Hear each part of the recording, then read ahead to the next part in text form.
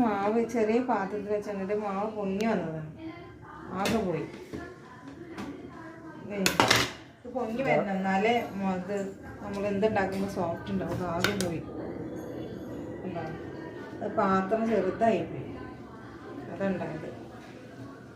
അത് ഞാൻ ഇത് കളയേണ്ടി വരുമല്ല. അപ്പം എന്താ ചെയ്യുക? ആകെ പോയില്ലേ. ഇതൊരു ഇരട്ടിപ്പണി. ഫ്രിഡ്ജിൽ വെക്കാൻ പാടില്ല.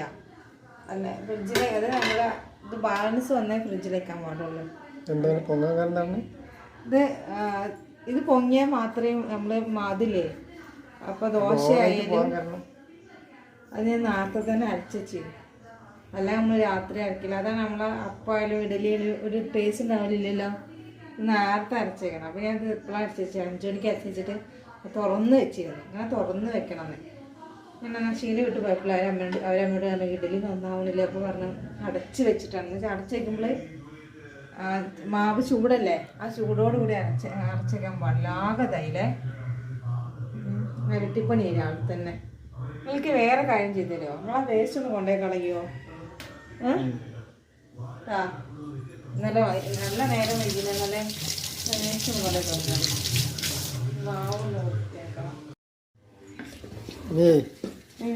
വലിയ പാത്രത്തിൽ വെക്കണം. പക്ഷെ ഇങ്ങോട്ട് നോക്കി ഇളക്കി വന്നപ്പോ നോക്ക്, അതന്നെ വലിയ പാത്രത്തിൽ വെച്ചാൽ സാധനം കൂടെ കിട്ടൂലേ. കുറെ പോയി. ഭയങ്കര കൊതുകിന്റെ ഒരു ശല്യം. നിങ്ങളാ കൊതുക് തീരെ പുറത്ത് കത്തിച്ചേക്കണം കേട്ടാ. നല്ല നേരം വൈകി. ഉണ്ണേട്ടാ ഇഡലി സോഫ്റ്റ് ഉണ്ടാ? ഇപ്പം നാളത്തെ പോലെ അല്ലല്ലോ അത്.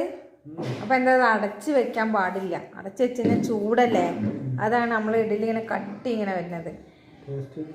വ്യത്യാസം ഉണ്ടാ?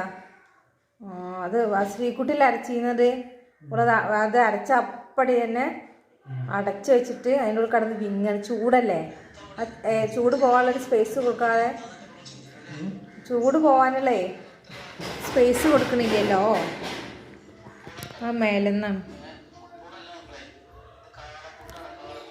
നിങ്ങൾക്ക് ഈ ഫോൺ കണ്ടിട്ടേ തിന്നാൻ പറ്റുള്ളൂ.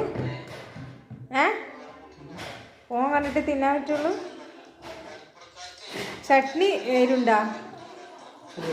കുറച്ചും കൂടെ എരിയാ? ആ കുട്ടികൾക്ക് കൂടുതൽ എരി ഇട്ടിട്ടേ കഴിക്കാൻ ഭയങ്കര പ്രയാസം പറയുന്നുണ്ട്.